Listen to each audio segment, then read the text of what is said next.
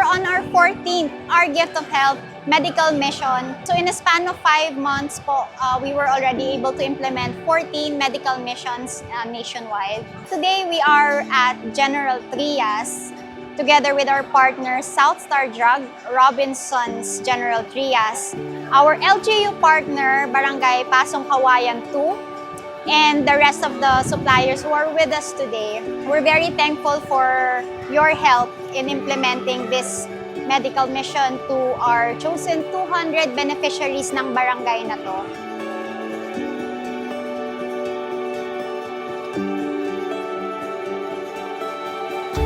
Masaya po kami na pumunta po si Robinson dito sa amin at kahit paano po nalaman namin yung sakit namin.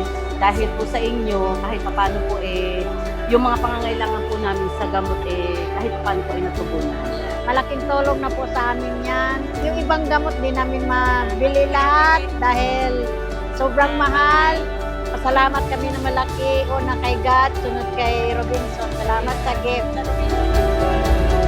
Ako po ay si Sid Benavides, ang ating Mall Operations Manager ng Robinson's Place General Trias. Nakakataba po ng puso ang mag-participate, sumuporta sa ganitong gawain at hikain sa pangunguna ng Our Love Robinsons Lounge Foundation na talaga namang nagbibigay ng medical mission, tulong sa ating mga kababayan. I am Dr. Abigail Joy Armagtoto from Manila, Taft Avenue. So today, we are invited as part of the medical mission. So ngayon, meron tayong medical mission from Cavite. So ang ginawa namin kanina, nag-check up kami. So chinek yung mga BP. Medyo fulfilling din kasi syempre as medical field, no? So parang nakatulong na din kami at the same time sa community. So it's part of giving back to them.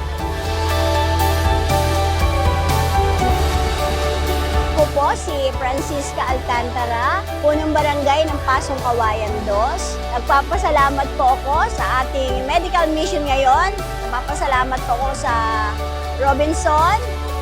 Marami po kami sa aming barangay ang natulungan ni Robinson sa mga gamot, sa doktor, at sa mga freebies po na binigay.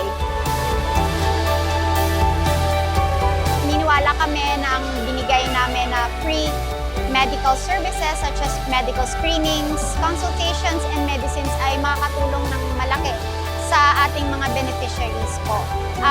Thank you very much po sa lahat na nag-participate, and there's more to watch out for. We will continue to be implementing our Gift of Health medical missions po. So abangan niyo po kami. Thank you, our Gift of Health!